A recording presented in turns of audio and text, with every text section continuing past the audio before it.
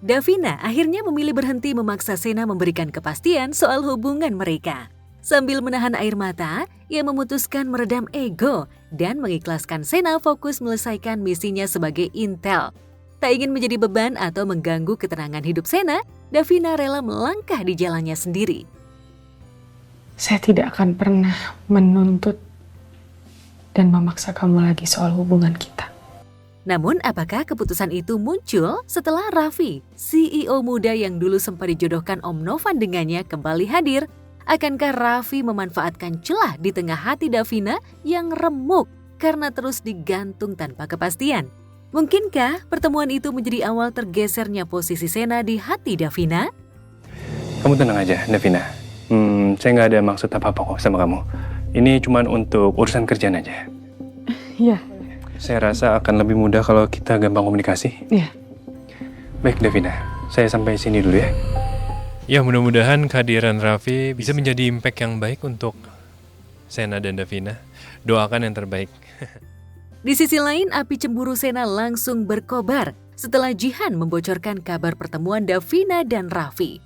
Suasana makin memanas ketika Galih yang merupakan OB ikut menyulut emosi Sena dengan celetukan yang menyinggung jika Raffi sebagai pesaing baru. Tapi tamunya Bu Davina itu udah ganteng, ramah, kayaknya baik juga Pak. Terus mereka tuh kayak akrab banget Pak. Bapak lebih hati-hati Pak.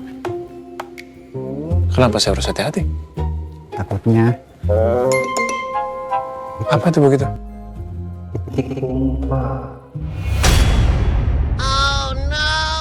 Hubungan Sena dan Davina kini berada di ujung tanduk. Anak-anak senada dibuat panik sekaligus harap-harap cemas.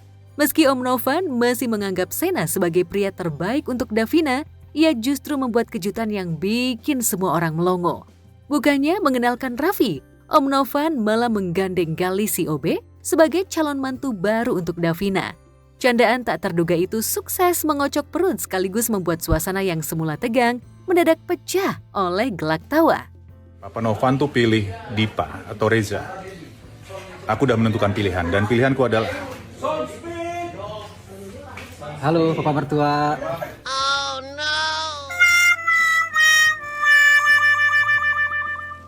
Karena di mata gue Galih itu begitu perhatian, dia begitu tulus melayani. Ya kan siapa tahu aja nanti selain melayani kita di kantor, dia bisa melayani sepenuh hati kepada Jihan. Ini udah bawa minyak rambut, pokoknya sekali pakai ini bebek Jihan kalau nggak kelepek-kelepek. Jangan panggil Galih lah pokoknya.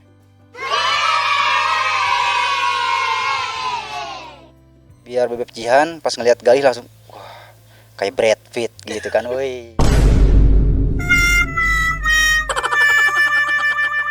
Sementara Sena yang diuji double galau karena terancam cintanya dengan Davina kandas dan gagal, menjebloskan orang suruhan Dipa Andika ke penjara karena alibinya terlalu kuat. Malah dapat hiburan gratis dari Fendi Chow. Bisa damai. Oh lucu banget Handuk. Ganteng sekali, lihat nih. Fendi Chow. Ya, di balik akting bengisnya sebagai Dipa yang rela menghalalkan segala cara demi ambisi, Fendi Chow justru menunjukkan sisi paling hangat di balik layar. Ia membagikan handuk kepada para sahabat dan kru. Uniknya, handuk itu bergambar wajahnya sendiri. Sehingga Fendi langsung jadi sasaran candaan karena dianggap super narsis. Hal absurd yang dilakukan terakhir deh ketika 100 episode kemarin kontennya baru posting tadi, dikasih anduk.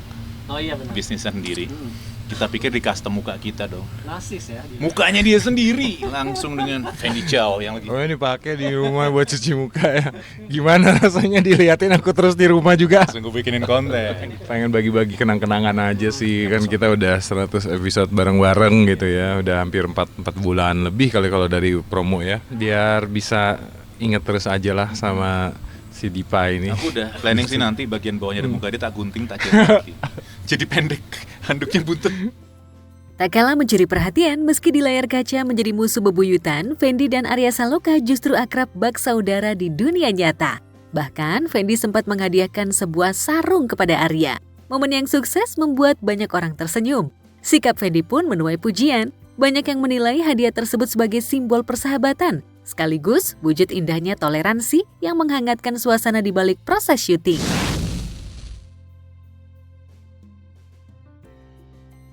Sementara itu, kisah terikat janji terus mengguncang emosi penonton. Romansa yang bikin baper dipadukan dengan konflik yang meledak-ledak membuat setiap episodenya terasa bak roller coaster. Apalagi adegan Davina yang sudah tak lagi berharap pada Sena berhasil bikin penonton menangis. Melakukan hal apapun itu yang bikin kamu nangis. Si Davina kan kayak gitu. Kejar dan kerjakan semua isi kamu semua selesai. Jangan nangis. Sena kejar, Sena. Makan bengong aja ya. Sena. Sena kejar. Ya ampun. Hati-hati Davina. Thank you.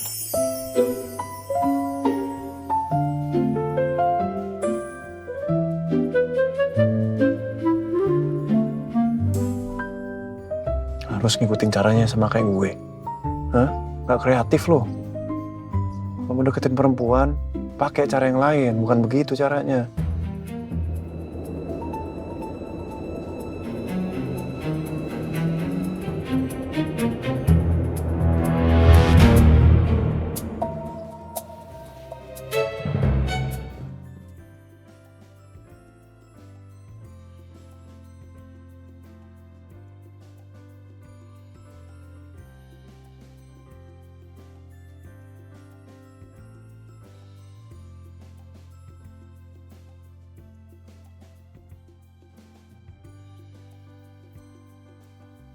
Davina akhirnya memilih berhenti memaksa Sena memberikan kepastian soal hubungan mereka. Sambil menahan air mata, ia memutuskan meredam ego dan mengikhlaskan Sena fokus melesaikan misinya sebagai intel. Tak ingin menjadi beban atau mengganggu ketenangan hidup Sena, Davina rela melangkah di jalannya sendiri. Saya tidak akan pernah menuntut dan memaksa kamu lagi soal hubungan kita. Tapi tamunya Bu Davina itu udah ganteng, ramah, kayaknya baik juga Pak. Terus mereka tuh kayak akrab banget Pak. Bapak lebih hati-hati Pak. Kenapa saya harus hati-hati? Takutnya Apa itu begitu?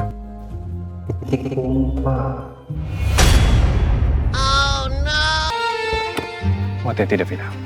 Thank you.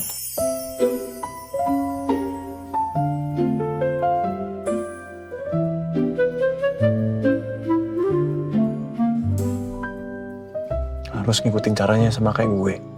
Hah? Gak kreatif loh. Kamu deketin perempuan, pakai cara yang lain, bukan begitu caranya.